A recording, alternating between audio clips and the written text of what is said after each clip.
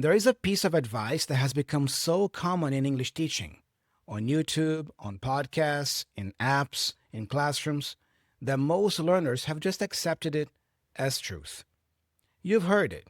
You've probably repeated it to yourself. Just speak. Mistakes are okay. Don't worry about grammar. Be imperfect. Fluency first. And I want to be very clear about something. That advice is not wrong. It's just incomplete. And at the wrong level, incomplete advice doesn't just fail to help, it actively holds you back. In this video, I'm going to tell you exactly what this advice gets right, what it gets catastrophically wrong, and the standard you actually need to be holding yourself to, especially if you are at B1 pushing toward B2, or even already at B2 and wondering why C1 feels so far away, so out of reach. So, let's get into it. Let me start with what's true, because this advice didn't become universal by accident. It solves a real problem. For beginner learners, A1, A2, even low B1, the single biggest obstacle to progress is paralysis. The fear of making mistakes is so strong that learners refuse to speak at all. They study for months, sometimes years, and never open their mouths in a real conversation because they're waiting to be and feel ready. And for those learners, this advice, just speak, mistakes are okay, is truly liberating.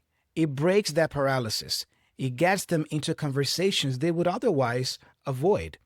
It starts building the speaking habit and confidence that no amount of study can never replace. So at those levels, the advice is right, and it works.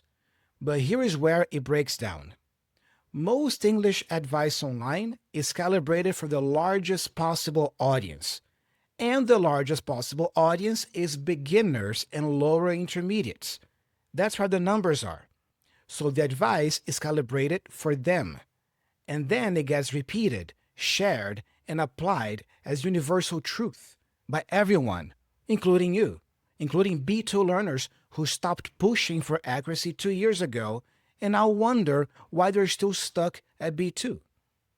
The advice didn't grow with you, but your English did, and that mismatch is the problem. Quick word before I get into what the advice gets wrong. One of the biggest issues with generic English advice online is that it's rarely calibrated to your specific level. What works at B1 doesn't work at B2. What unlocks progress at lower intermediate actively stalls it at upper intermediate. The B2 Edge app is built specifically for the B1 to B2 journey, with content, grammar, and speaking practice designed for where you actually are, not for the average beginner. You got a roadmap that grows with you. If you want to learn more about how the app can help you, link in the description. Now let's talk about what this advice gets wrong. The just being perfect narrative has 3 components. Let's cover each one. First, mistakes are okay, just speak. As I said, at A1, A2, and low B1 levels, this is right. You need to speak. You need to get through conversations without shutting down completely. The mistake tolerance is necessary. But here's what nobody tells you about mistakes. They have a shelf life. A mistake you make once is a gap. A mistake you make 10 times is a habit. A mistake you make 100 times, repeating the same wrong preposition, the same incorrect verb form, the same mispronounced word, that becomes fossilized. It becomes part of how you speak. And fossilized errors are extraordinarily difficult to correct later. I once had a student who always made the same mistake. It depends of. It was really hard to help her break that habit and start saying it depends on. Why? Because she had repeated it depends of so many times in the past that what was once a gap became a habit, which then became a fossilized mistake. So yes, mistakes are okay for a while and at the right level, but at B2, you have passed the point where tolerating the same basic mistakes is helping you. Now, it's hurting you. You need to notice your errors. You need to go back and understand why they happened. You need to actively work to replace the wrong pattern with the right one. And that is not perfectionism, that is growth. Second, don't worry about grammar. Focus on fluency instead. Look, grammar is not the enemy of fluency. Grammar is the architecture of meaning. And at B2, C1, and above, imprecise grammar doesn't just sound wrong, it changes what you're communicating. When a B2 learner says, I'm working here since 3 years, instead of, I've been working here for 3 years, it's not just a grammar mistake. It's a mismatch between what they meant and what they said. And in a professional context, those mismatches accumulate into an impression of carelessness. Grammar at advanced levels is not about rules, it's about precision. And precision is what separates a competent speaker from an impressive one. Third, immersion is all you need. Just listen to loads of English and you will be okay. Listening is the only skill you need. Look, immersion is powerful. I built my English through immersion. Movies, music, reading, consuming as much English as I could get my hands on. I believe in it deeply, but immersion alone, without active study and deliberate output, produces comprehension, not production. You can spend years immersed in English and still struggle to construct a complex sentence under pressure, because immersion trains your receptive skills far more than your productive ones. Immersion is a necessary ingredient, but it is not a complete recipe. So, where does that leave you? If the advice is incomplete, what's the complete version? The complete version is not the opposite of just being perfect. It's more sophisticated than that. 60% focus on fluency, 40% focus on accuracy. Let me bring that back here because it's the most precise way I know to describe the standard you need at B2 level and above. 60% fluency means in the conversation, you prioritize communication. You stay present. You don't freeze. You don't stop to mentally edit every sentence before it comes out. You speak, imperfectly if necessary, and you keep going. That's what the just speak advice gets right. That part stays.